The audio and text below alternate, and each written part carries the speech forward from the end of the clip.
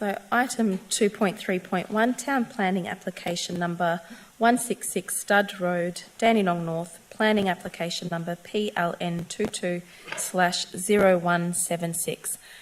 Happy to move it. Moved by Councillor Milkovich, seconded by Councillor Garrard. Are there any questions, councillors? Is there any opposition? As there's no opposition, I declare this item carried. Can we please call Councillor Long back into the chambers? Thank you.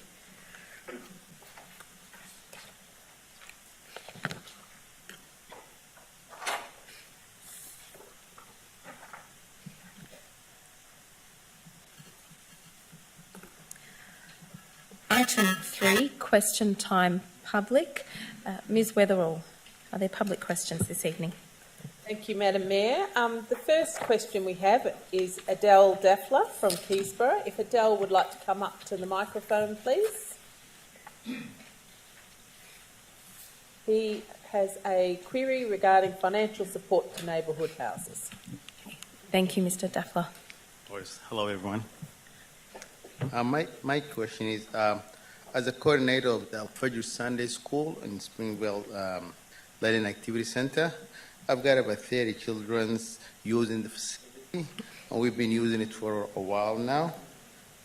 Attending of every weekend at that facility is about 30 children from African background.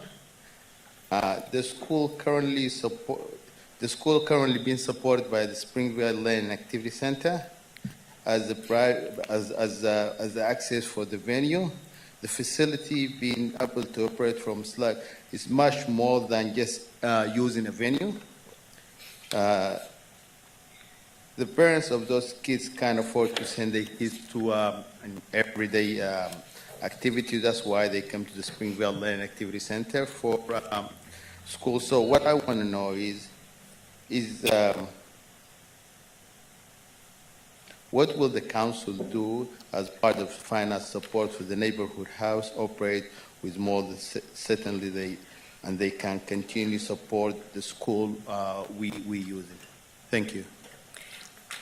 Thank you, Mr Daffler. I'll put that question to Ms Gillies. Through you, Madam Mayor, and thank you, Mr Daffler. And I know we've got many here from neighbourhood houses tonight, so thank you for joining us.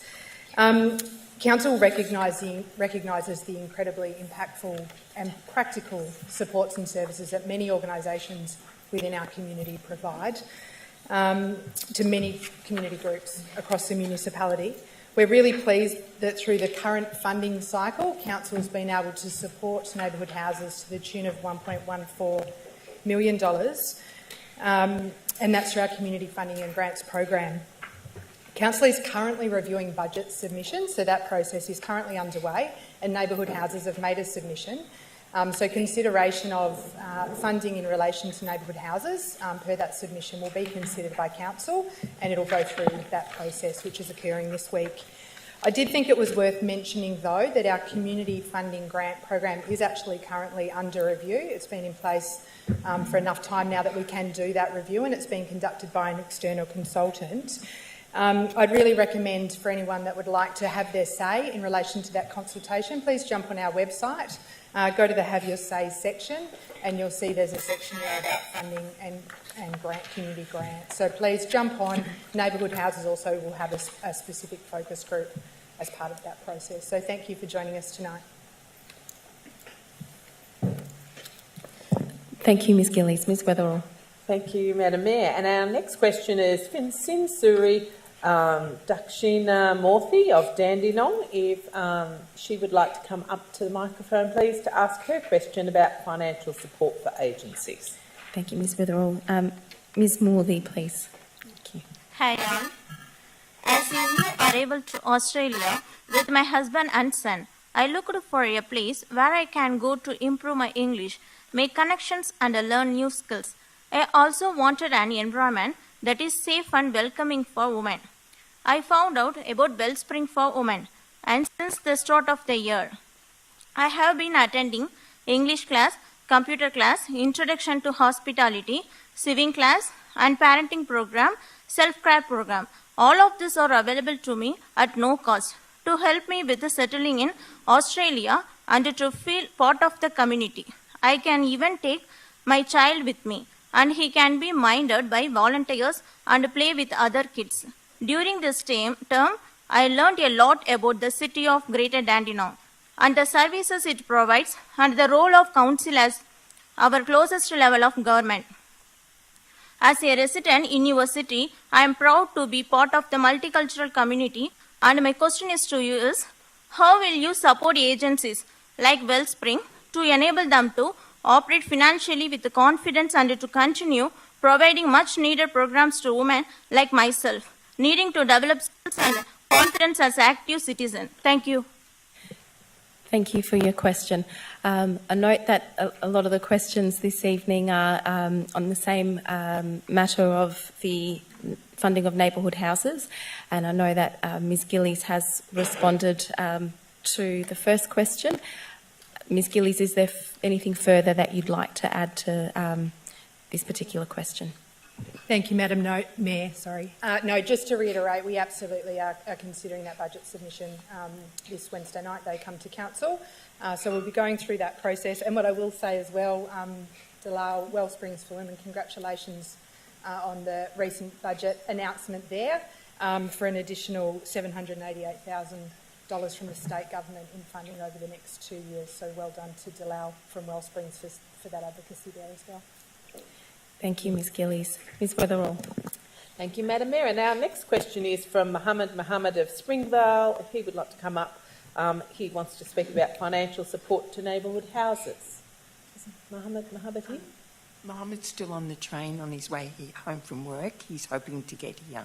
Oh, Last that's I right. heard, he was in Noble why Park. don't we hold him for a moment then, and we can come back to his question. Thank you for advising that. Our next question then is from Gulsum Ramazani of Dandenong, and that also concerns financial support to neighbourhood houses. Thank you. Ms Ramazani, please. Hi everyone, my name is Gulsum. I'm a resident of Dandenong. I'm working in Dandenong North Neighbourhood House as a coordinator.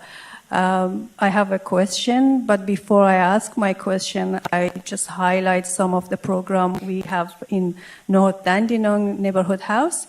We do support our community members with sewing class, yoga classes, some social groups like Friend Cafe, two seniors group, Afghan seniors group and Arabic seniors group. We do have a new Afghan Lajaward carer group.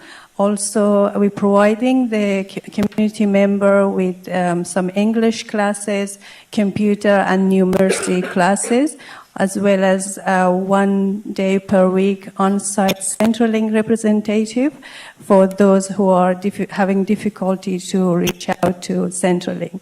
My question is, do the councillor agrees that neighbourhood houses such as Dandenong North Neighbourhood House play an important role with supporting the well-being of local communities, as well as providing them with opportunity of employment and volunteers? Thank you.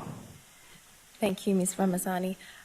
Just again, noting that Council will have a formal submission from neighbourhood houses occurring on Wednesday, and so this will give councillors an opportunity to hear again from the various neighbourhood houses. But again, Ms Gillies, is there anything that you'd like to add? Thank you, Madam Mayor. Just to that specific question, I can absolutely confirm that Council absolutely appreciates and acknowledge the value that neighbourhood houses play in our community, as do many community organisations that make the City of Greater Dandenong the fantastic municipality that it is. So I'd just certainly like to confirm that for you tonight. Thank you, Ms Gillies. Ms Weatherall. Thank you, Madam Mayor. And our next question is from Kanchana Wijaratne of Dandenong, and again concerns financial support to neighbourhood houses. Thank you, Ms. I'm Kanchana Wijaratne, a local resident of Dandenong South and currently volunteering and a community member for the Dandenong Community and Learning Centre, a local neighbourhood house who provides pre-accredited community education classes, including digital skills, hospitality classes, cafe barista classes and woodworking. My question is, with the diverse range of cultures interest and abilities in Dandenong, will there be opportunities for the further funding to expand the range of classes and volunteer opportunities for the local community? Thank you. Thank you, Ms. Vajaratna. We might move to the next question, as I believe the answer will be quite similar. I do think we have a previous questioner who was running late, Mr. Mohammed. Mohammed. I think he's here now. Yeah, so Mr. Mohammed, would you like to come to the microphone to ask your question, or would you like us to move to the next person and come back to you? Yeah, we'll move to the next person then, Ms. Weatherall. Thank you, Madam Mayor. I'd now like to call up Andrew Hamer from Dandenong South, if he's here, to speak on the level crossing closure at Progress Street, Dandenong South. Thank you. Mr. Hamer. Well, Madam Mayor, councillors, executives, thank you for letting me have my say. I believe I represent about 40 heavy manufacturing industries in both Nathan Road and Fowler Road in Dandenong South, and I have my own business in Progress Street. All of these affected by the level crossing removal. The published reason for the level crossing removal on Progress Street was that it was one of the most dangerous and congested level crossings in Melbourne. This is simply not true. Under freedom of information we obtained from the Office of the National Railroad Safety Regulator a risk assessment of the crossing as negligible. It is not congested. My office looks at it. I've never seen a tailback. This crossing is not a problem crossing. So, less than 8% of the time is down and left for a minute at a time. On the other hand, the solution that is proposed by the LXRP diverts all the traffic permanently, simply closing the crossing down narrow, twisty Fowler Road. It is extremely dangerous in so many ways, including the risk of head-on collision, side-swiping, pedestrians being run over, bicycles being side-swiped by. We have A-double road trains going down Fowler... Well, it's proposed to have A-double road trains passing each other going down Fowler Road. Fowler Road, I could ask you, what is the standard width of an industrial road in Dandenong? It's 12 metres. Fowler Road is 9 metres. You're going to have Australia Post bicycles, EDVs, all going down there. Even if you separate it, there's just major, major risks. And then there's not to mention the congestion that will happen when we try and feed 20% extra traffic onto the South Gippsland Highway. That's how much the traffic, the 8,500 vehicles that will be sent down Fowler Road, which has a capacity of about 3,000, will be sent down to go onto the South Gippsland Highway, which is already congested at that intersection. So basically, I just want to know, how has Council let it get this far? But my real question is, will Council now block the LXRP from using Fowler Road for the level crossing removal solution and force them to find a better solution than this one? Thank you, Mr. Hamer. Ms. Weatherall. Thank you, Madam Mayor. So in regards to the first question, has Council allowed the LXP proposal to get this far? And thank you, Mr. Hamer, for your question. The project has been declared under the Major Transport Projects Facilitation Act. This Act gives the LXRP the authority to construct roads and undertake other project-related works without council consent or approval within the declared project area. The declared project area includes Fowler Road, Nathan Road, Progress Street and Hallam Valley Road, along with all associated South Gippsland Highway intersections. Your second part of the question was, will council now block the LXRP from using Fowler Road for their level crossing removal solution and force them to seek a safer alternative? Clearly, we like to work with the LXRP as best we can in regards to these kind of projects. Registered council engineers will be reviewing the design responses in coming weeks as the first draft design packages are finalised to ensure they suitably address these concerns. We understand these design packages were delayed due to the project team working through the issues raised by the community, and the impacted business community will be briefed later this month. Council, so I think, we're certainly keen to be involved with yourselves around reviewing those designs, Council does not have the authority to block the level crossing removal, but will escalate concerns if they are intolerable safety issues which cannot be addressed. So thank you for your submission tonight. Thank you, Ms Weatherall.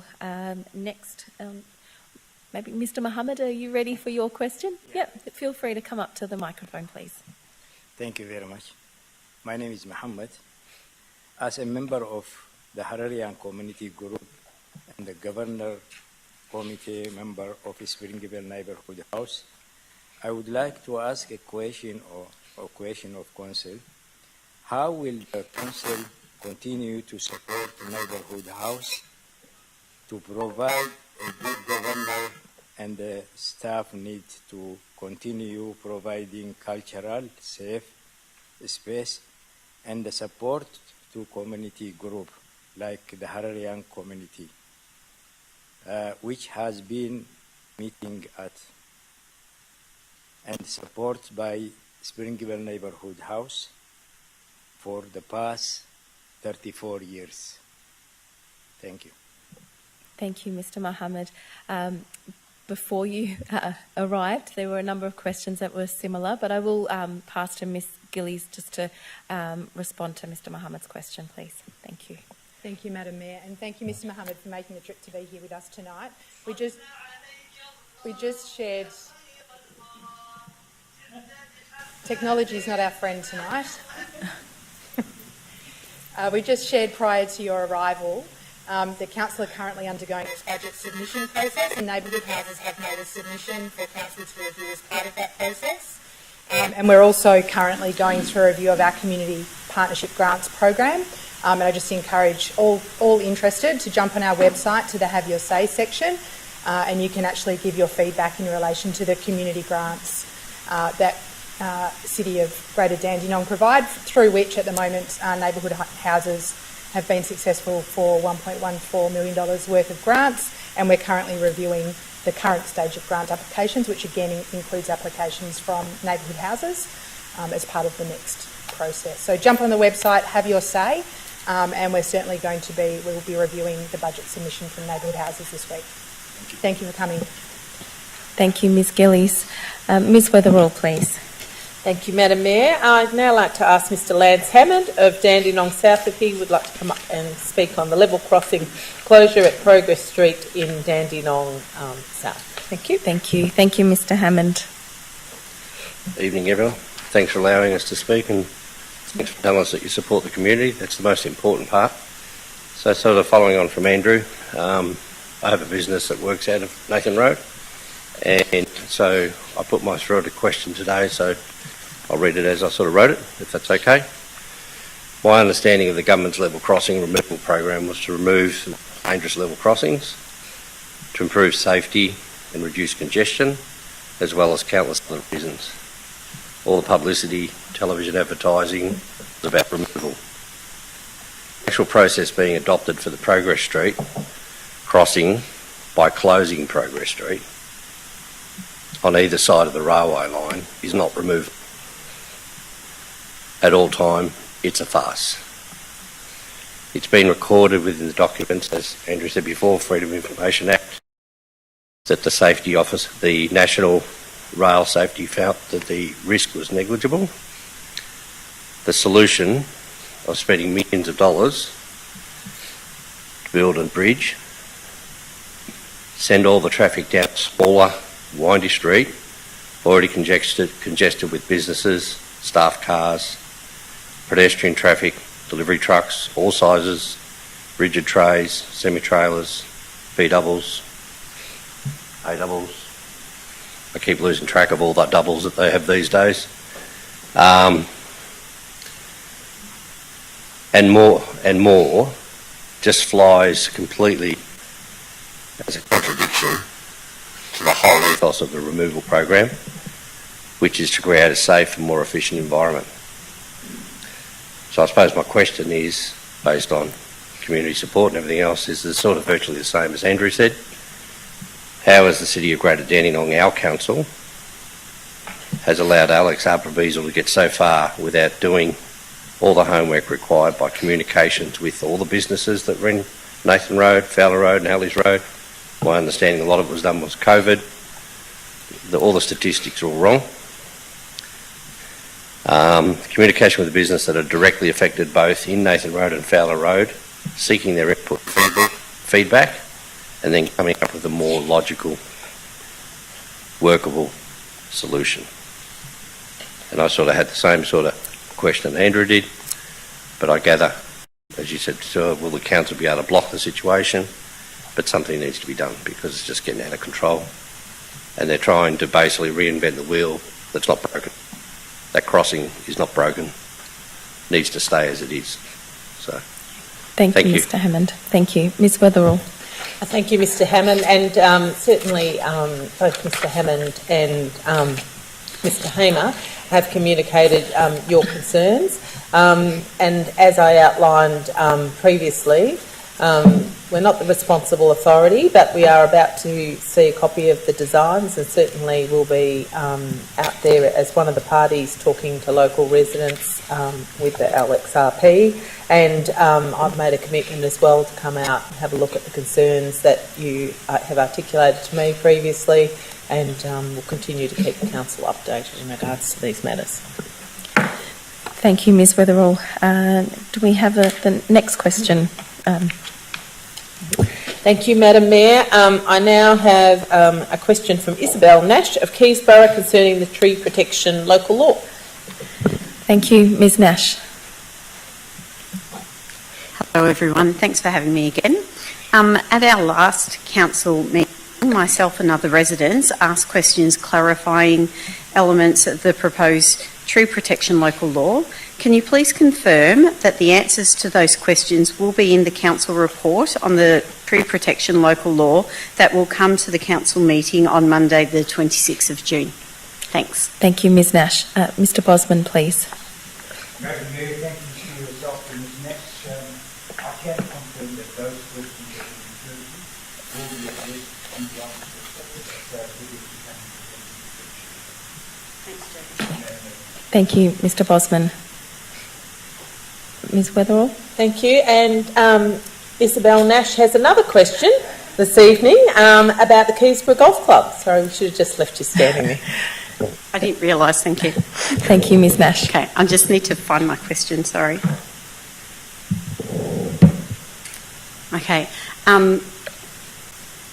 so this question is in regard to the proposed rezoning of the Keysborough Golf Club. I've heard that the Keysborough Golf Club is seeking support from the council about having the golf club rezoned for further things to happen. I live very close to the Keysborough Golf Club, and in fact I'm walking distance. I walk the dog down that way quite frequently, and I ride my bike down there on occasion too.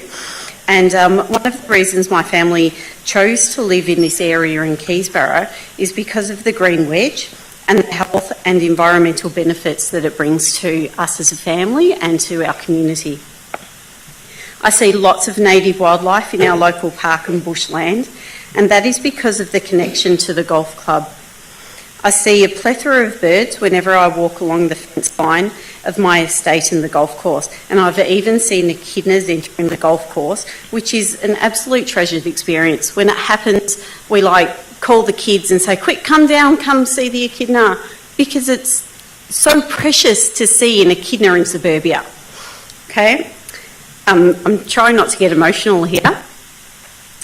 This golf course and its location helps bring wildlife to my doorstep, which supports my well-being and the well-being of my family, my neighbourhood, and I teach locally at a school. It supports the well-being of, all the families in the area. It's, so important to us. My question is, why did the council vote down my right to be informed as a resident of Keysborough that the Keysborough Golf Club, the developers and the council are currently lobbying the minister to reduce the size of the green wedge? Thank you, Ms Nash. Mr Bosman, please. Madam Mayor, again through yourself to Ms Nash. The notice of motion that with regard to the community engagement proposal put up by Councillor Garrard at the last council meeting was debated by councillors, and the majority of councillors resolved at that time to defer the item to a later time. The matter of councillor debate and resolution is really not one for officers to answer or to respond to. So I hear the question, I hear what you're saying, but it's really a matter that I don't or can't get involved in the discussion on. I can provide information, as I did in the to councillors in the debate on the notice of motion. But at the end of the day, the decision to defer the item of community engagement was taken by the majority of councillors, not by officers.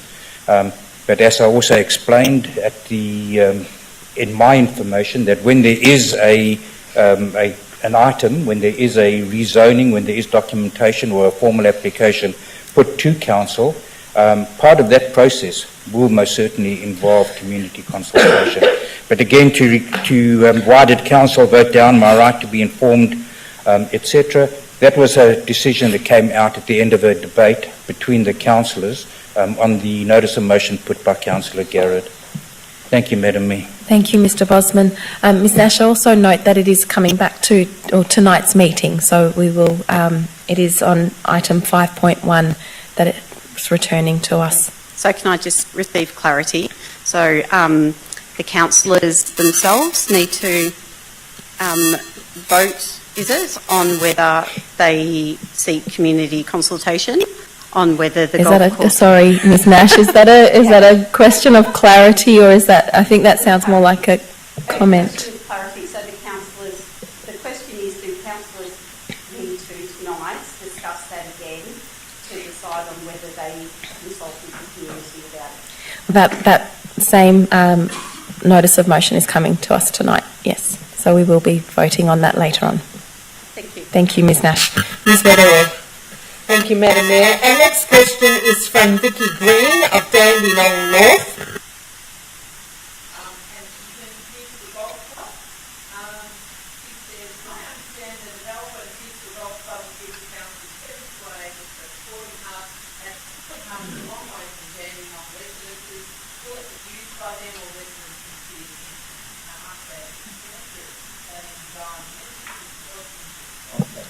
Thank you. Mr Bosman, please. Madam Mayor, thank you for yourself in response to Ms. King.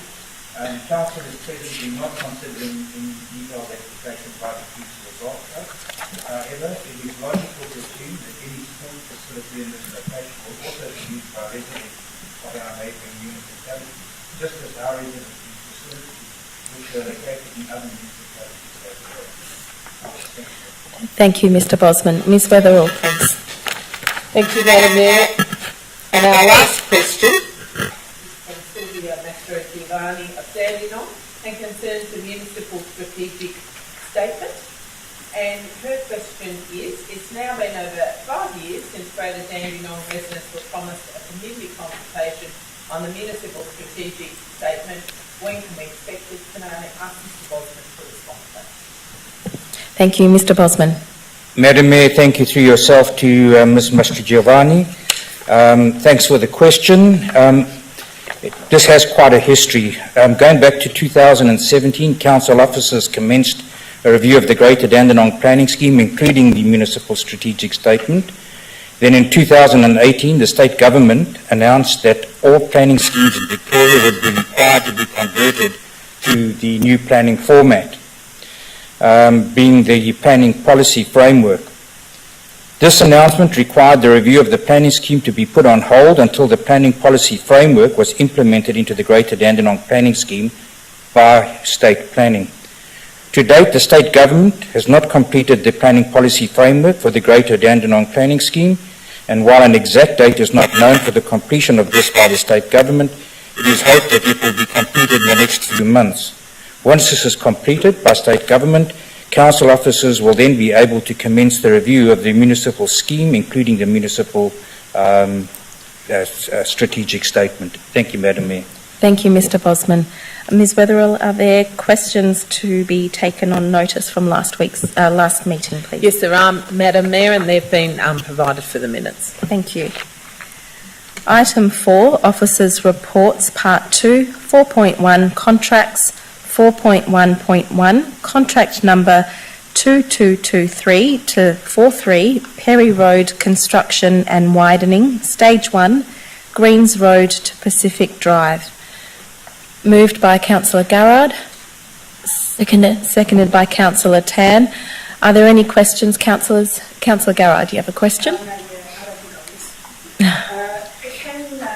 you clarify that the contractor, once this is awarded, will meet with residents in the affected area to ensure they have safe entry and egress? Thank you, Councillor Garrard. Mr Kearsley, please. Thank you, Councillor. And yes, I can confirm that at an appropriate time, hopefully in the next couple of weeks when the contractor's on board, we will be having the council officer as the project manager plus the contractor meet those residents and keep them informed and involved at all times. Thank you, Mr Kearsley. Are there any further questions, councillors? Is there any opposition? As there's no opposition, I declare this item carried. 4.2 Other. 4.2.1 Proposal to discontinue and sell Beckcourt Noble Park. Is there a mover for this item, please? Moved by Councillor Garrard, seconded by Councillor Long. Are there any questions, councillors? Yes, Councillor Milkovich. Thank you, Mayor. Just to the relevant officer, how will the actual sale be conducted in a sense? Offered by tender or offered to neighbouring residents or businesses, or how's it actually going to happen? Thank you, Councillor Milkovich. Ms Roberts, please. The proposal is actually to sell it to a particular person or entity, which is the hospital team. It's outlined in the report. There's only 3 properties that abut Beck Court, and those 3 properties are owned by the healthcare provider Southeastern Private. Thank you, Ms Roberts. Any further questions, councillors? Is there any opposition?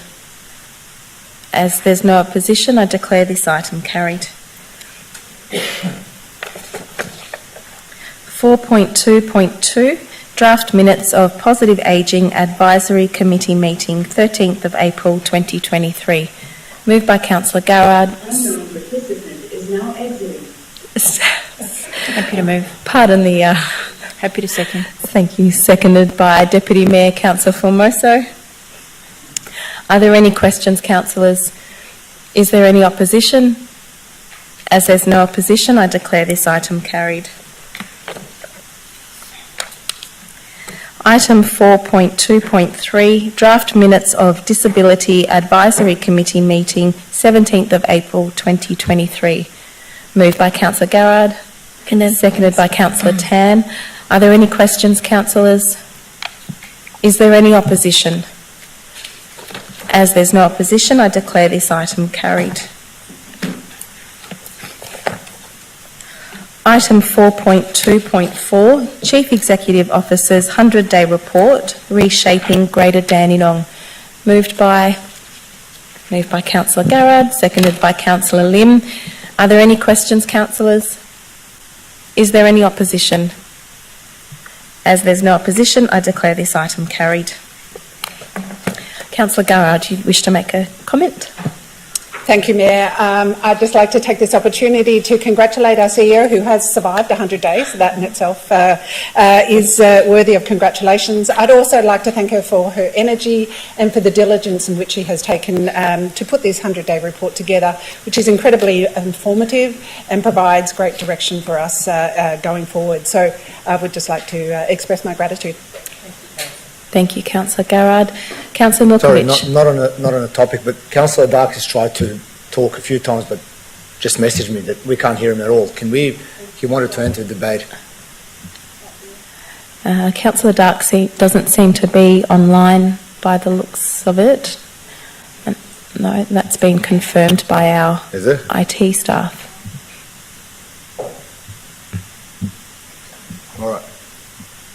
Thank you, Councillor Milkovich. Well, I too would like to add to Councillor Garrard's comments about congratulating Ms Weatherall, our CEO, on the 100-day report, and as the Mayor, and working very closely with you over the past several months now, I very much enjoyed working alongside you. So congratulations on your 100-day report. Thank you, Madam Mayor. Item 4.2.5, list of registered correspondence to Mayor and Councillors. Happy to move that. Moved by Deputy Mayor Councillor Formoso, seconded by Councillor Lim. Are there any questions, councillors? Is there any opposition? As there's no opposition, I declare this item carried. Item 5, notices of motion. Item 5.1, notice of motion number 29, public consultation on proposed changes by Keysborough Golf Club to the urban growth boundary and the zoning of its land, corner Hutton and Springvale Roads, Keysborough. Moved by Councillor Garrard. Seconded by Councillor Mometti. Are there any questions, councillors? I do have a question. Councillor Tan, you have a question?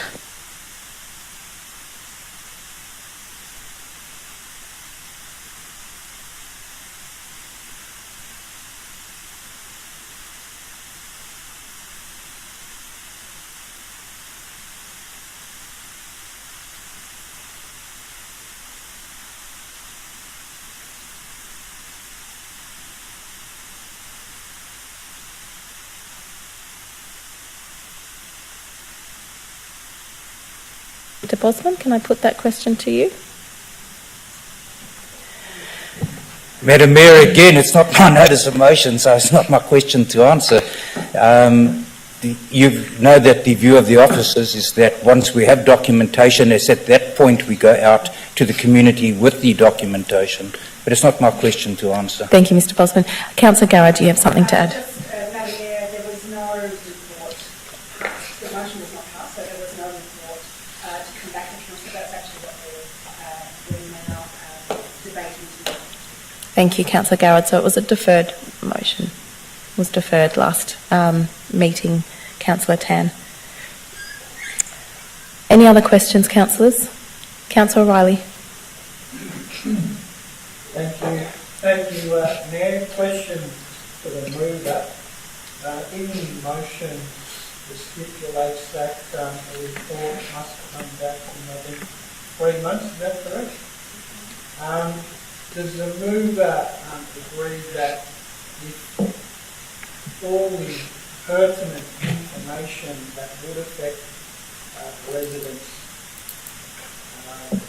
in terms of this proposal is not received in that time in the 3 months, then work by officers on a consultation is thereby wasted? Thank you, Councillor O'Reilly. Councillor Garrard. Thank you, Madam Mayor. I do not agree that we will have all the information. What we're actually agreeing on tonight is the right for the residents in Keysborough to be informed. We're not asking for a detailed report. We're asking for the feasibility of sending a letter to residents in Keysborough South, and that is what we are voting. We're actually not even voting on that. We're voting on a report to come back to tell us how much it would cost to send a letter to the residents of Keysborough South merely to say that this proposal is happening in earnest and that they have the right to be informed and the right to be heard. That's what we're actually debating on. So, no, I would not agree with Councillor O'Reilly. Thank you, Councillor Garrard. Are there any further questions, councillors? Is there any opposition? Councillor in opposition. Yep, so Councillor Milkovich in opposition. Councillor Garrard, as the mover, would you like to speak? Thank you, Madam Mayor. Madam Mayor, I just want to retell a story. In Keysborough South, not so long ago, residents who thought they lived next to a lovely, beautiful park woke up one day to find that they were now living next to a major industrial site. They paid premium dollars to live there, And suddenly, in a matter of metres away from their houses, they were faced with an enormous industrial site. With all the light pollution, the noise pollution, the traffic pollution, cars parked, they couldn't get out of their driveways. This was news to them. They had no idea they were living next to an industrial zone. That's not the fault of council, that's the fault of the person that sold them the land. However, they never received any notice from council that they could expect a mega development just metres from their house. So one of the questions we're debating tonight is, when is it a good time to inform residents of a major proposal that is on the cards? When is the best time? Is it when the minister is walking up the streets of Parliament with an amendment in his hand? Is that the time? Is it when the developer, as we were told last week, decides it's time? Is it when the trees are being removed, as we heard from the residents, that care so deeply, and a very heartfelt plea from a resident there that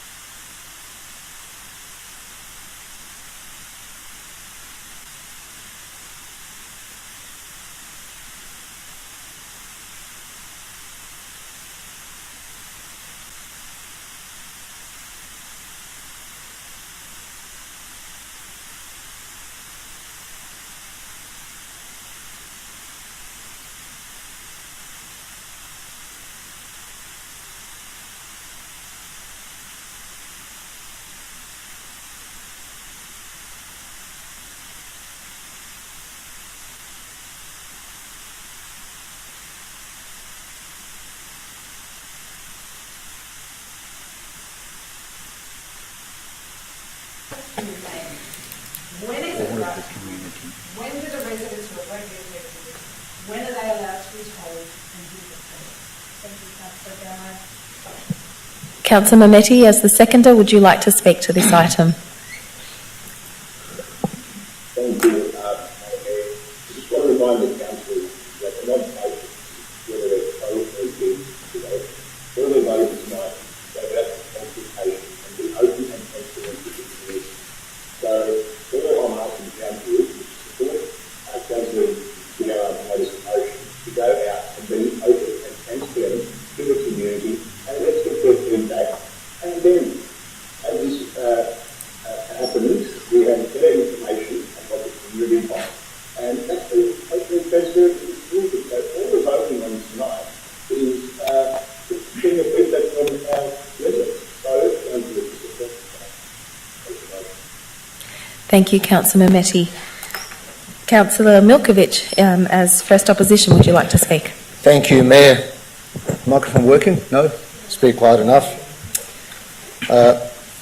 While I in principle agree with Councillor Garrard and her comments and care for the community, what I don't agree upon is same as what I've said a couple of weeks ago, is that we're not in the business of speculating. The right time to do community consultation is when we actually know what has been proposed. And it's not going to be that the proposal will go directly to the hands of the minister while he or she is walking up and down the halls of Parliament presenting the bill to the lower house, upper house, or whatever it is. The process usually takes, I was told from the previous cases, between 3 to 5 years. We're not talking 3 to 5 days. We're not talking 3 to 5 weeks. They're not going to take the papers and run. The community consultation will happen. Now, to quote exactly what this notice of motion says, is the consultation will include information from the council being provided to residents on potential impacts, including but not limited to the proposed scale of residential development, the reduction of the green wedge, infrastructure, environment, and the traffic management. Nothing's been proposed. I'm not sure if I need to remind people. There is no plan. There is nothing being put to anyone on any level of government as to what is happening. Can't we just wait before we spend thousands of ratepayers' dollars on something that we do not know what has been proposed. I understand. If the impact is going to be there, yes. Councillor Garrard knows full well that I'm the first one that when it comes time to protect the residents, which is what we've done in our ward, when we reduce the zoning from high density to lower density, I'm the one to say yes, it needs to be done to protect the residents. Now, a comparison between industrial zone, which happened just a couple of kilometres down the road that was developed in a park next door to the residential housing, is much different. Intrapac are not in the business of building commercial / industrial / waste to energy plants. They're building residential. They've built Summerfield. So the impact cannot be the same. It will never be the same. However, even if there will be an impact, nothing has been proposed as yet. I have gone back and read the articles regarding the green wedge and urban growth boundary movers and how it needs to be shifted. Even the Premier himself has made commitment to green wedge, right from the top of the food chain, yeah? All I'm saying is that can we just wait, or can't we just wait until the proposal's been put to anyone, any kind of department, minister, until we decide, then at that particular time, yes, let's do the consultation and let's see what has been proposed in essence. Right now, we are putting fear in people's hearts and minds without actually knowing what they're afraid of. Sorry, silence in the gallery. I haven't finished. Yeah. So all I'm saying and asking my council colleagues is to note that this has not been proposed as yet. When the proposal has been put in front of the minister, in front of the relevant department, and we know exactly what's been proposed. X amount of townhouses or houses or playgrounds or facilities, this many trees will be removed, then we sit down and organise a communal consultation, not prior. It is not a one-week process. It is not a two-day process. It takes years. And that's why I'm rising to oppose this notice of motion. Again, thank you. Thank you, Councillor Milkovich. Are there any other speakers either for or against? Councillor O'Reilly. Thank you, Mayor, and we'll go over this once again, but there's a couple of new things that I'd like to highlight, Mayor. Just reiterating what Councillor Milkovich said, this is only an aspiration of the club. There's got no further. This is only what the club wants to do. There's been no green light, there's been no feedback from government, nothing to indicate that this proposal would be entertained at all, Mayor. And I think Councillor Garrard has acknowledged that this is only an aspiration of the club. So for this council to spend thousands of dollars of the community's money at this time is premature. In fact, Councillor Garrard asked when is a good time, and Councillor Garrard seemed to answer in response to my question that even though we haven't got all the information, let's just mail residents anyway. And I would put to you, Mayor, that is highly irresponsible to only mail residents with part of the information or incomplete information on a proposal that at best case would take years at best to actually get anywhere. But as I've said, there's no indication from any of the decision makers that it would get anywhere. To shift the urban growth boundary takes both houses of parliament. So even if the governing party, the Labor Party, agreed,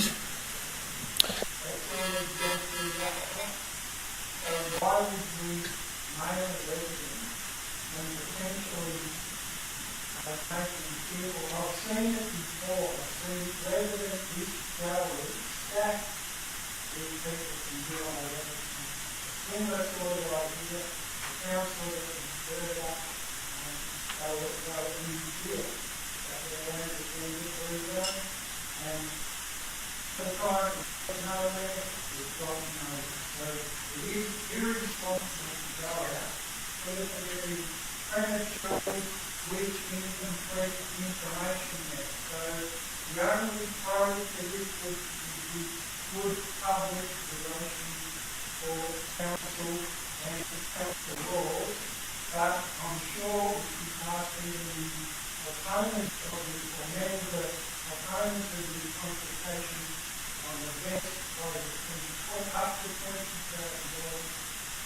money and response to resources, they will come up with a whole lot of other things that will say this council is going to be better off.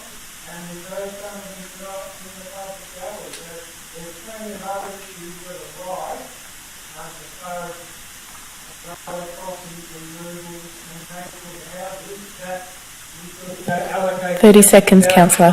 to, rather than the costly $1 billion consultation and expenditure that would expire. And doing it at this stage like that is swing at the ball before possibly the money is shot. 10 seconds, councillor. Ask for a minute. Extension there. Anyone? Move it. So moved by Councillor Tan, seconded by, I think it was Councillor Dark. Thank you, Nick. Is there, yeah. Is there any opposition? No. As there's no opposition, then the extra time's carried. Thank you. So in summary, premature, waste of money. I think we all agree the community should get consulted at the right time when we have information rather than partial information to inform the community on. I think everybody's in support of that. And to do a consultation at this stage is like swinging at the ball before properly aligning the shot. It'll soon become outdated and lose relevance. If the rezoning proposal begins to gain traction, I would fully support a well-timed consultation.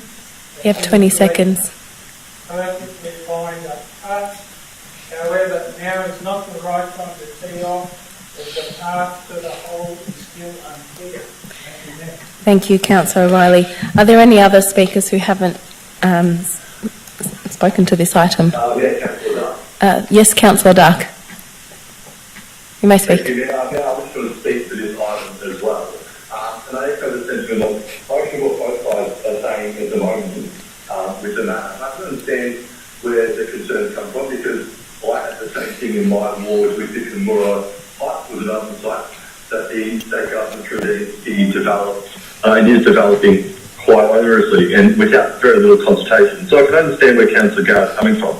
The issue that I have is trying to understand fully and frankly what is being proposed to know what exactly the best course of action should be. Now, I don't know, and I don't think anybody really knows what is being proposed down to the exact tree, the exact change in the water, the exact amount of housing development. And we see the same thing at the moment with the Kingswood Peninsula Golf Course in Dingley Village. And our comrades at City Kingston are currently dealing with the same sort of matter with the rezone and the planning out of the redevelopment of the golf course. And it's definitely nothing that happens overnight. And that's why I think at the moment it's incredibly premature. I think if we have an idea of what is being proposed in terms of the lot subdivision, in terms of the townhouses, in terms of the amount of open space, the loss of trees, and that sort of thing, 100%. I don't think any council on this council would move into a position to oppose consultation with the community regarding a development of something within the area. And that's why I think that at the moment, I 100% agree with everything that Councillor Garrett said and what she's got planned. But I don't think it needs to happen just at this current minute. I think once we know exactly what is being planned, exactly what is being proposed, then we have to still jump on it. And there is no question that the state government at the moment is incredibly slow to respond to anything, whether it be letters, whether it be action or anything like that. And this is nothing that's going to happen overnight, particularly given the conversations that have been had with Intrapac when they attended council meeting last week. Don't have a whole lot of, doesn't have a base level understanding, but they don't have a fully detailed design and development overlay of exactly what they're proposing. So it would be crazy for us to get on the path now of stoking fear, of creating division, creating uncertainty, and having people really worried, as Councillor Garrett says, that they live opposite a golf course which is proposed to be redeveloped. And do they sell or do they stay or what's going to happen now? But until we know exactly what is being proposed, it is too premature to jump on top of this now. And that's why tonight I cannot support the current motion. Thank you, Councillor Dark. Any further speakers? Councillor Garrard, your right of reply. Thank you, Madam Mayor. I urge councillors to vote for this motion, if for only one reason, and that is that we never hear another golfing joke from Councillor O'Reilly. I think that should be incentive enough for you to vote in support of this motion. I'd like to refute what Councillor O'Reilly said, that it will cost $20,000. What we are doing here is asking for a report to find out how much it will cost. So speculation that it's $20,000 is incorrect, and councillors should not listen to that.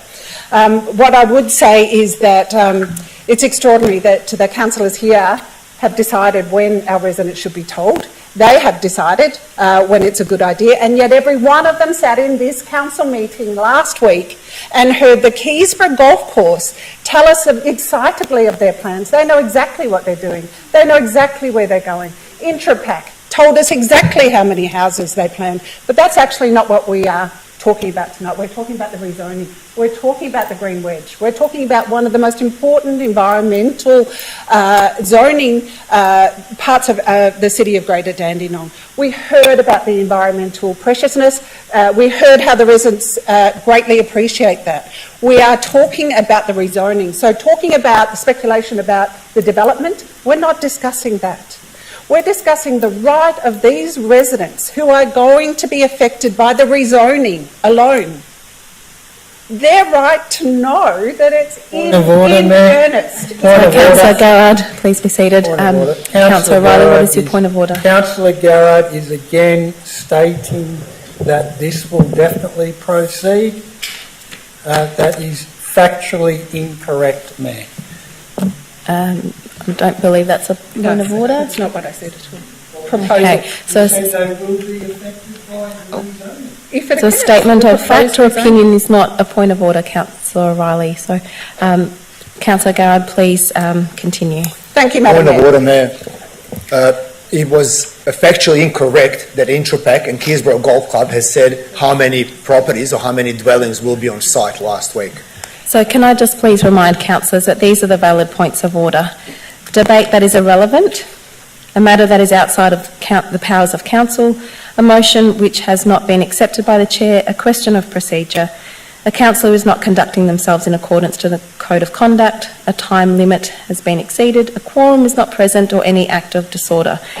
Unfortunately, contradictions, personal explanations and statements of fact or opinion dealing with the substantive or principal subject is not an invalid point of order. So I will ask for Councillor Garrard to proceed. Thank you. And thank you so much for that. That was not factually incorrect. I wrote it down. The Intrapac said between 800 and 1,100 residences are proposed. The rezoning is proposed. But we heard there was great confidence. We know that there are planning changes in the local government. We don't know, no one in this room knows how long. It could be a short time, it could be a long time. The important thing is, these residents should know now. Now is the time for them.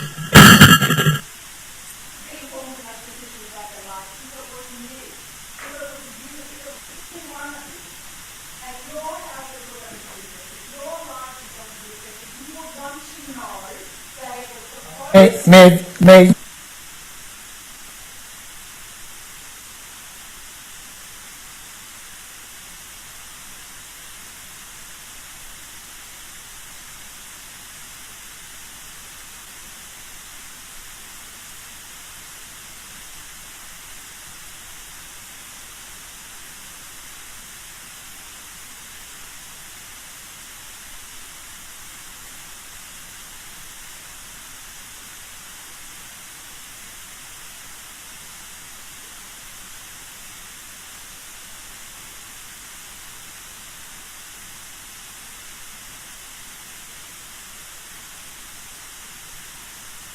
Can I please ask you what, in relation to what Councillor Garrard just said, was a point of order? Councillor Garrard said that, speaking to the residents involved, saying that the proposal or paraphrasing is definitely ahead. That is the issue. So, Councillor Garrard, please. Councillor O'Reilly, I did call on that point of order, and I did say it was invalid because, and I stated from our our governance rules that contradictions, personal explanations and statements of fact or opinion dealing with the substantive or principal subject is an invalid point of order. Okay. And I read through the different valid reasons for a point of order. So in this case, I do call upon your point of order as invalid at this stage. So, Councillor Garrard, if you would like to finish. So in conclusion, we heard that there is great enthusiasm by Intrapac, by the Keysborough Golf Course to put this proposal to the Minister. There is great enthusiasm, and we heard that there is every intent for that to happen. And consequently, we can't tell what will happen.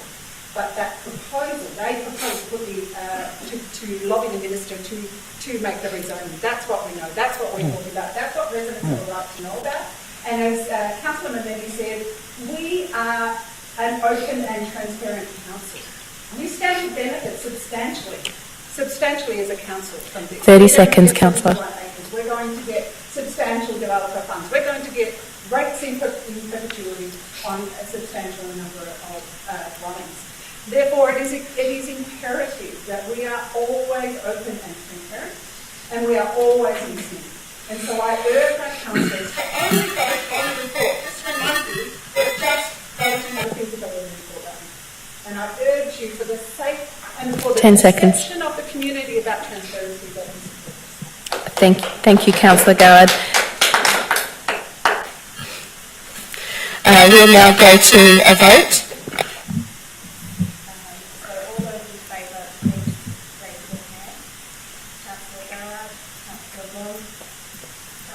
Deputy Mayor Councillor Formoso, Councillor Lim, Councillor Mameti and Councillor Foster. All those against the notice of motion, Councillor O'Reilly, Councillor Tan, Councillor Milkovich, Councillor Dark? Yes, I'm against. Okay, thank you for clarification. So that is 6-4 and 4 against. I declare this item carried.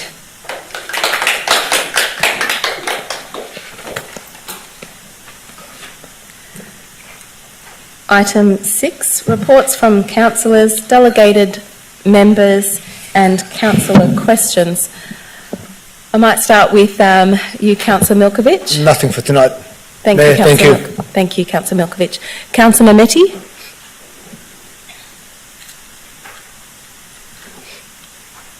Thank you, I've got a question.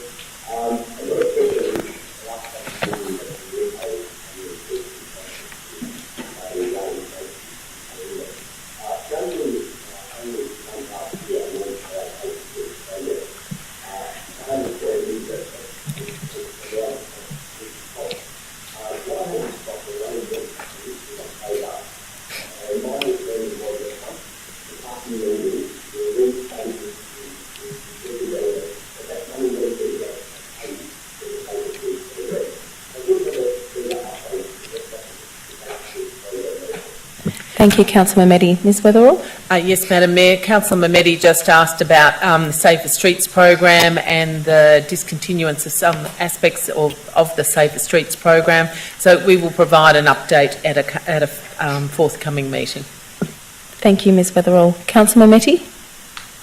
Do you have any further questions?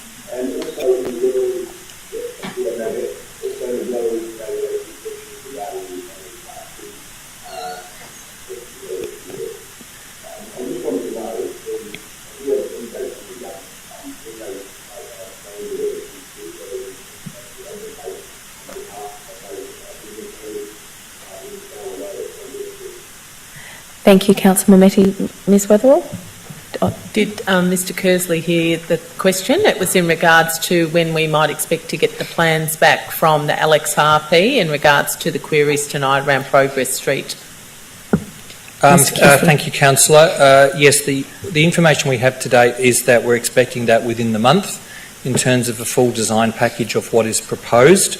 Our engineers will then go through a detailed assessment at that particular time, and what I have said to the representatives that were here tonight is that that is the time where we can meet with them in terms of outlining some of our concerns which we've already passed on to the LXRP. We hope that they've taken those on board. I'd be happy then, once that's happened, to bring that back to a council briefing to then understand the next steps that we may take. Thank you, Mr Kearsley. Councillor Mehmeti? Thank you very much for that. And that's all I Thank you, Councillor Mehmeti. Councillor Dark? Thank you, Mayor. Mayor, I just have a quick question this evening to the relevant officer. Can we just have an update on what is happening with the childcare centre on Chapel Road, particularly to do with the planning compliance and cars? There's been a few complaints that I've received from residents nearby who have been saying that their driveways are being blocked again by tradespeople. Basically, now that it's in the final stages, the tradespeople that are on site basically don't care in line with what council previously said to them, and it's putting a lot of pressure on the local streets because it goes into a bowl of two plots. I just wonder if we could please have the relevant officer look into that. Thank you, Councillor Dark. Mr Bosman, please. Madam Mayor, through yourself, Councillor Dark, certainly we'll revisit the area, we'll revisit the issue, try and make sure that behaviour is modified, and we'll get back to you with some feedback on that. Thank you, Mr Bosman. Councillor Dark, are there any further questions? Yes, I have one further question there. I had a phone call from a resident in Sunnydale Crescent to do with the speed humps, which I know I've raised in the past. I'm aware that we did secure black spot funding for Bloomfield Road, but my question to the relevant officer is, have we submitted any black spot funding for Sunnydale Crescent? And two, have we looked at any potential road treatment or something to try and slow vehicles down? Thank you, Councillor. Mr Kearsley, please. Thank you, Councillor. I'll take that matter on notice. I'll take down the notes of those particular streets and we'll check into that. Thank you. Thank you, Mr Kearsley. Anything further, Councillor Dark? Yes, Mayor. Just a third question. Yep. On the wall that is in the front entrance of the council building, which is a touchscreen electronic TV, I've been made aware that there are two items which are actually incorrect people. The first being the second spring valve gap group. The picture that when you press on that is actually of a completely different gap group with no relationship whatsoever with second spring valve. If we could please get that photo updated. In second, the photo of one of our living treasures, Joe Rafiki, is not in fact Joe Rafiki. Look at that. Photos of the correct people. Thank you, Councillor Dark. Ms Yes. Brock and Ms Weatherall. Yes, Madam Mayor, we will. Thank you, Ms Weatherall. Anything further, Councillor Dark? Thank you, Mayor. I just wish to congratulate Ryan Toss from the second Springvale Scout Group, who has just been announced as a group leader. And also, if we could write a letter to the previous group leader who has been in the role for over 40 years in the same second Springvale Scout Group. She's finally now retired. I think after 40 years of serving the community, it's worthwhile that we do some sort of celebration if possible. Not a problem, Councillor Dark. Thank you. I'm sounding robotic here now.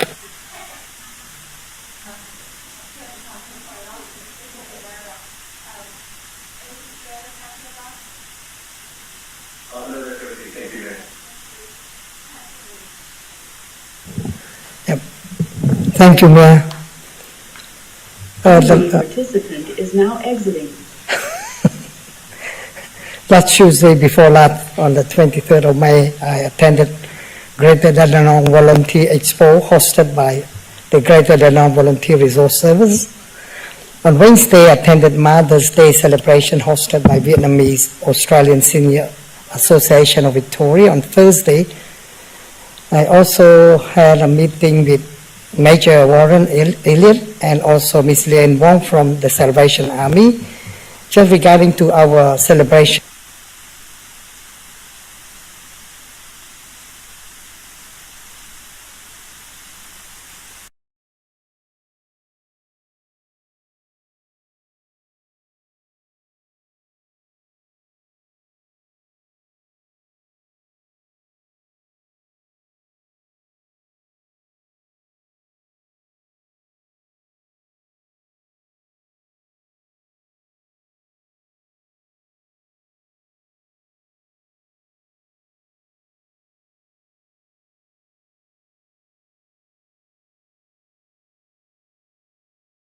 On Wednesday, the 21st of May, I had a chance to visit Friends of Refugee with our Director of Department of Community Services, Mrs. Peter Gilly, and also we discussed with the CEO of that organization. And a very good discussion, just want to give them some feedback how to try to get funds from other sources rather than council itself. On Thursday, I also attended 2023 Real Estate and Developer Forum. Saturday the 3rd, yes, Saturday before last, the 3rd of June, I attended International Bamboo Conference hosted by Australian Bamboo World Proprietary Limited, and also involved with so many delegates and from different institutes, and also Deputy Mayor Nikki Liu, and also myself, and plus from the City of Monash, and also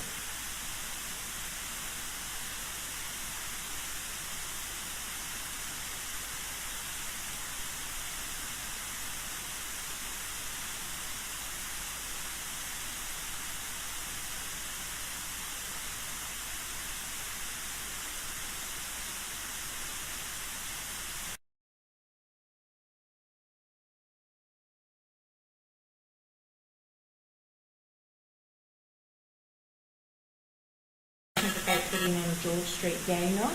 Just wanted to know if we have any updates on that. They're saying it's taking an extremely long time to have that happening, and they're really keen to have that up and running so that the youth can continue to push.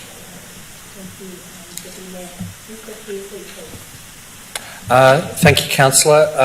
That's unfortunately the first time I've heard of any delays, so I'll certainly follow that up and see where that's sitting in terms of the treatment that was needed for the surface. It may be purely weather related in terms of what needs to be done there, but between myself and Ms Gilly's area, we will have a look at what is going on with the delay and make sure we get some information to you.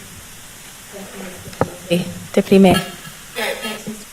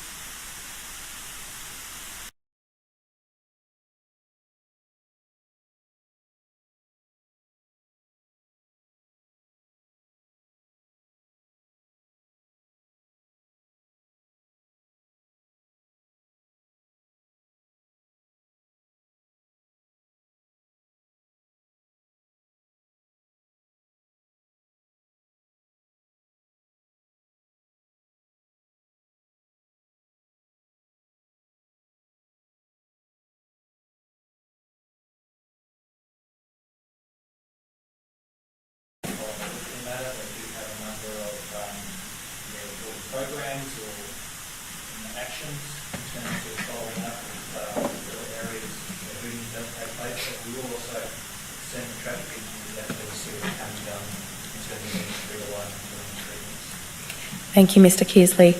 Deputy Mayor Formoso. Yes, thanks, Mr Kearsley. Appreciate that response, the same one that we constantly get. But this is actually a court between two streets. And I think that as council we could probably put some sort of device or calming mechanism there to be able to prevent this from happening. Like I said, it's been going on for over 2 years now. People are terrified and it's keeping people up at night. So small residential street, it's constantly happening. I'm sure there's something we can do to fix the problem. Thanks very much. Thank you, Deputy Mayor. Councillor Long. No, I'll speak loud. Okay. These are some of the events I've attended since my last formal meeting. 24th of May, I attended the Road Safe South East online meeting. 26th of May, I attended the Sandown Greyhound Sandown Cup. 30th of May, I attended an online meeting of the DMPL. And on the 1st of June, I attended the 2023 Real Estate and Developers Forum at the Springvale Supper Room. I'd like to inform Council that Don Bergman's wife, Audrey, passed away today. Mr Bergman, OAM, is a long-time respected resident of Noble Park and a long-time respected member of the Noble Park RSL. I believe that he served in the Korean War. This year would have been their 73rd wedding anniversary. Thank you.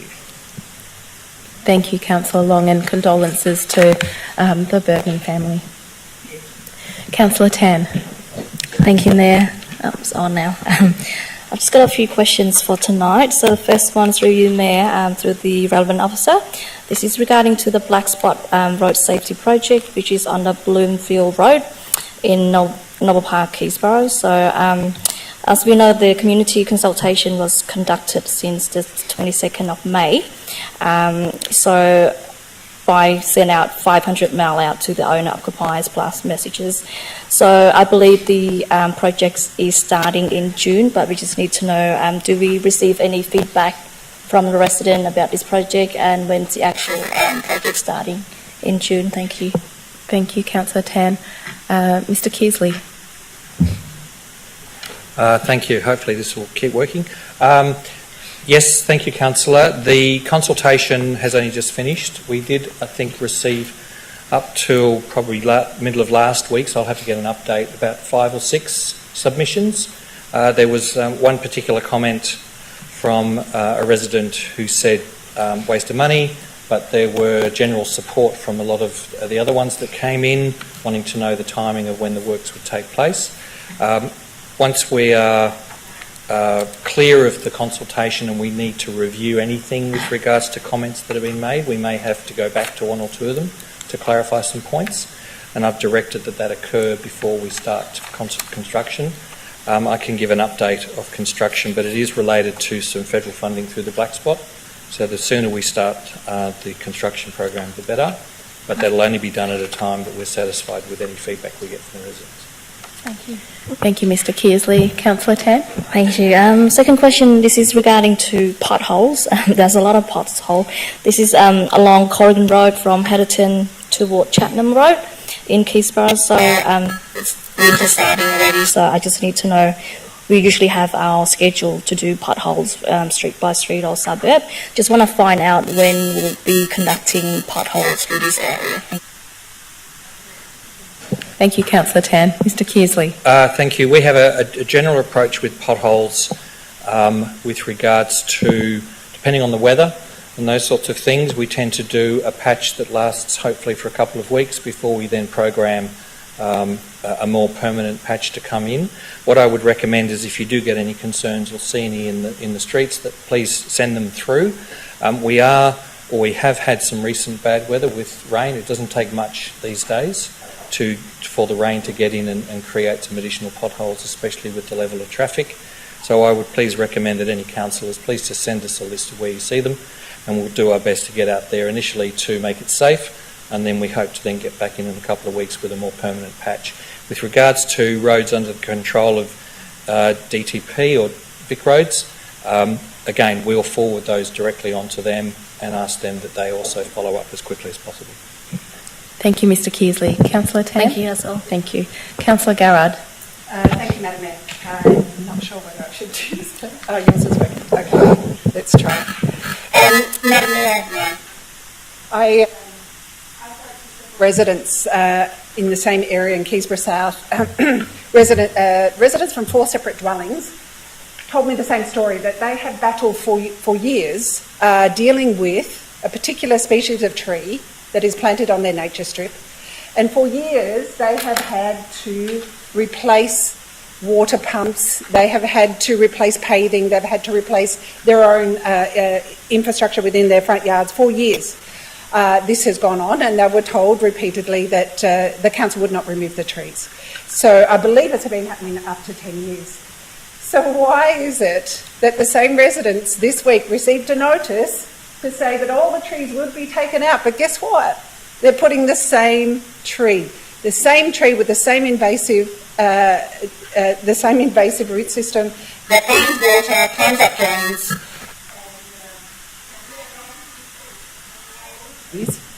and then we're putting the same tree. Sorry, I should laugh, but it is a little bit extraordinary. And I will try and say the name of the tree. I'll probably not get that right, but it's the Brachiochiton populanalis, which is why I'm not an environmental person. But it really beggars belief. And can we please get clarification from the relevant officer as to why we need to do that? And I understood that we don't do that anymore. I understood that we do not plant trees that have invasive root systems. Thank you, Councillor Garrard. Mr Kearsley, and maybe you'll be able to pronounce the name of the tree too. No, I think I'll just refer to it as the Currajong tree and leave Councillor Garrard with the other version. Look, I understand it is a designated street tree species for Marriott Drive, and they are endorsed as our preferred tree. The issues that you've raised are significant enough that I've asked for this matter to be reviewed in terms of putting back trees that previously had concerns. Although, in looking back at the system, we only have had 3 tree-related inquiries at the street in the last 3 years, and only 1 insurance claim. Now, I'm not saying our data is necessarily 100%, but what I'll do is seek further clarity on why, if we are aware of the issues, we're putting them back, and hopefully they're not in the position of having planted them as of tonight, because I've given an instruction to stop. The residents, if they can tell you. No. The trees have been replanted. No. Thank you, Mr Kearsley. Councillor Garrard. Thank you, Mr Kearsley. I appreciate your attention to that matter. Madam Mayor, the council, back to the Keysborough Golf Course. Mr Bosman will be pleased. Madam Mayor, the council is assisting currently the Keysborough Golf Course and the developer Intrapac in collating their proposal that they are putting to the Minister for the rezoning.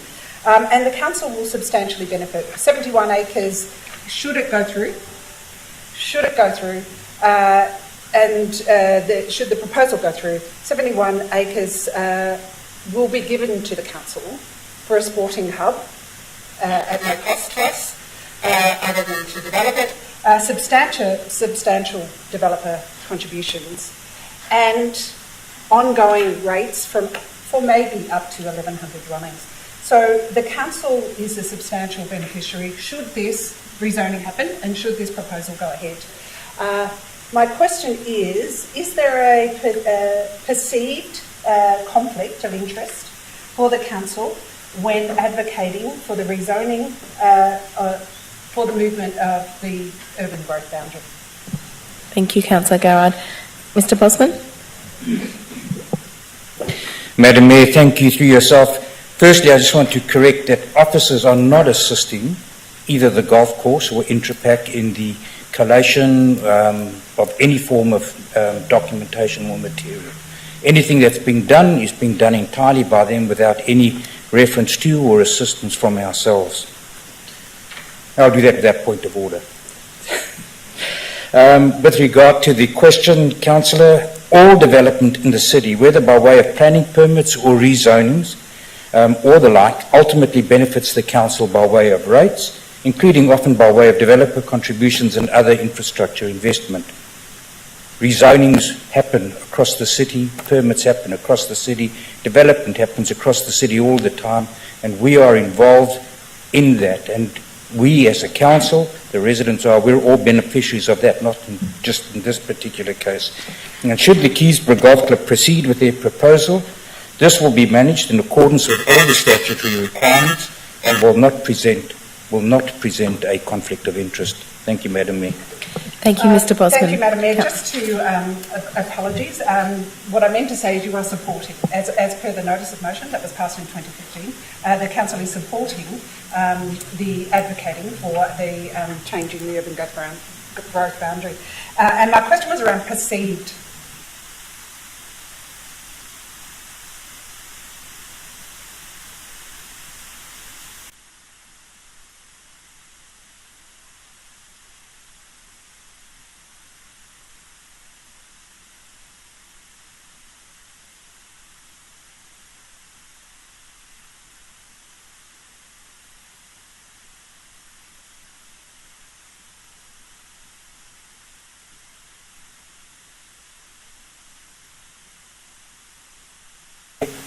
Madam Mayor, again, thank you to yourself, to Councillor Garrett.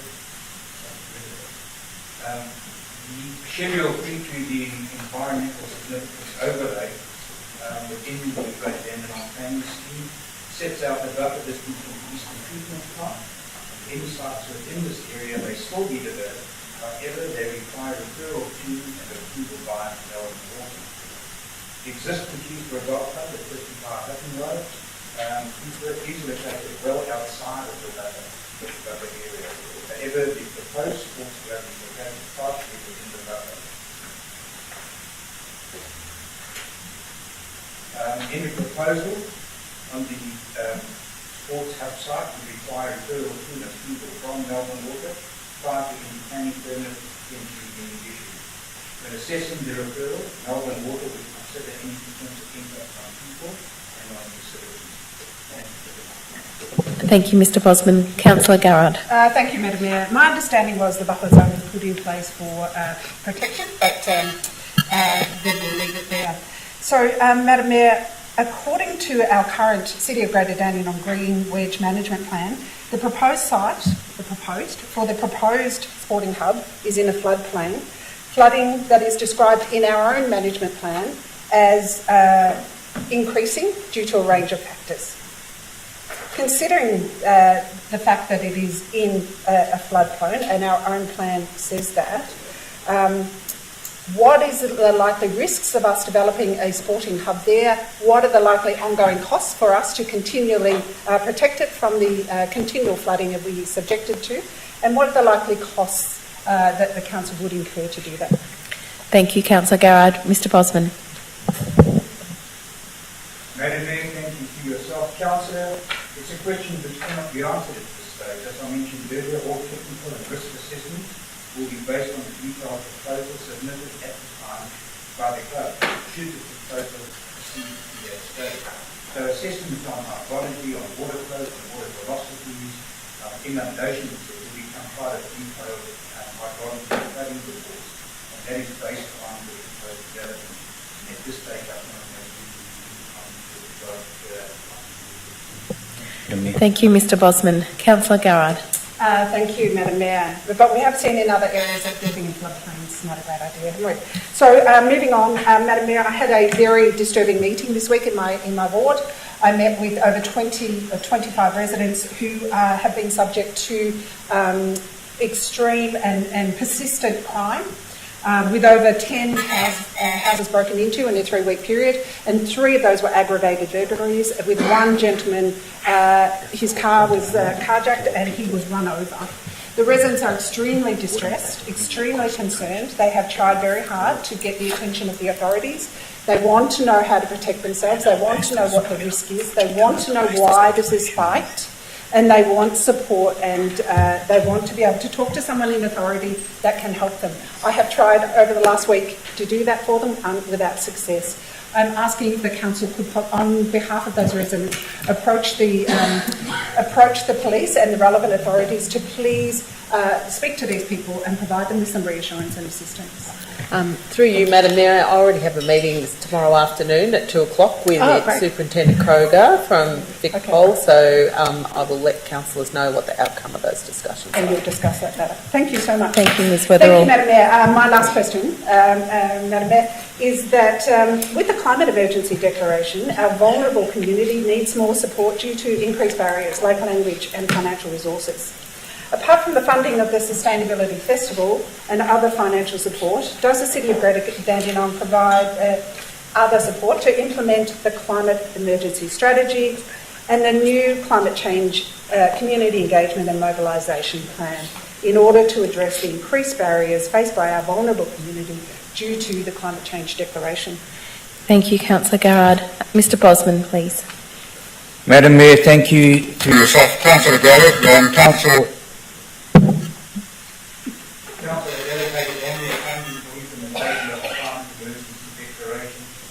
and climate emergency strategy to support our vulnerable community to adapt and prepare for the impacts of a changing climate. So we do have budget allocation.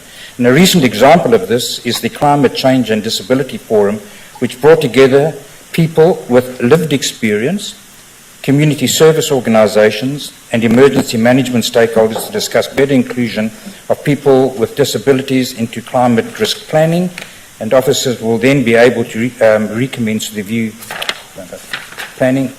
Council also works with key stakeholders such as Solar Victoria, Better Building Finance, to assist our community to assess grants and other funding mechanisms for emergency efficiency upgrades, improve climate resilience and reduce emissions. Officers are also constantly searching for alternative funding mechanisms and advocating to the state and federal governments for resources to better assist our community in this space. Thank you, Madam Mayor. Thank you, Madam Mayor. I thank the officer. Could we just have details of those great initiatives? And I thank you very much. Certainly, Madam Mayor. I'm done. Thank you, Mr Bosman. Thank you, Councillor Garrard. Councillor O'Reilly. Thank you, Mayor. No report this meeting. Thank you, Councillor. I guess my report, I'll make it brief. But in the past couple of weeks since the last council meeting, I've attended the Volunteer Expo that was hosted by the Greater Dandenong Volunteer Resource Service as part of Volunteer Week. Also attended the Vassar Victoria's Mother's Day celebration. Attended the opening and blessing of the new administration building at my old primary school, St Anthony's Primary School in Noble Park. And with Councillor Garrard, attended the Keysborough South Community Hub sod turning ceremony as well. Again with Councillor Garrard, the 100th Dandenong Park Run. We did not run, but we walked, but we supported Park Run's 100th event. So I do encourage residents to get out there and make your move, whether it's run, whether it's walk or stroll. Do it your way, but get out there and get active. And attended the annual Scottish Heritage Day hosted by the Dandenong Agricultural and Pastoral Society, which was fantastic to see the winning prize horse. And also the Walk of Unity hosted by local churches in the area, just out here in Harmony Square, as well as part of Pentecostal Sunday. Attended the Victorian Aboriginal Childcare Agency Reconciliation Week celebration, as well as the City of Greater Dandenong Reconciliation Week celebration. So quite a number of Reconciliation Week events. The smoking ceremonies are beautiful, but it might have contributed to my asthma and my cough today. And attended the planting at Alex Wilkie Nature Reserve, and I encourage residents in the Springvale South area to, although it's closed for winter, but once it reopens after winter, to just explore this wonderful gem that we have in the city of Greater Dandenong. It's tucked away on Mackay Street in Springvale South. Really beautiful space there, and you can learn so much about our environment there at the Alex Wilkie Nature Reserve. Speaking of reserves, attended the Fotheringham Reserve Planting Day just yesterday. Again, fantastic opportunity for community to come down. We had people as far as Craigieburn and Essendon come down to help plant over 2,000 little shrubs. It's a great opportunity to connect with locals, connect with people outside of our municipality, but also connect with nature. And just want to say a big thank you to City of Greater Dandenong staff for putting this together, but also for some of our staff who volunteered and brought some more volunteers over as well. Big credit to them for putting that together, and I encourage our residents to get involved in these planting days that are across our municipality. Well, that's it from me. Ms Weatherall, are there questions to be taken on notice and table? Yes, Madam Mayor, and they will be tabled for the minutes. Thank you.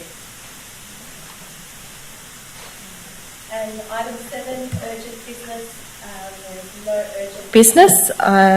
I would like to end by apologising to those in the gallery, but also particularly those online viewing tonight's council meeting. Apologies for our audio. As I mentioned earlier, we have had some technical issues, and hopefully they get fixed for our next meeting. But good evening, and enjoy the rest of your week. Thank you. Good night. And the meeting is closed at 8:44 p.m. Thank you.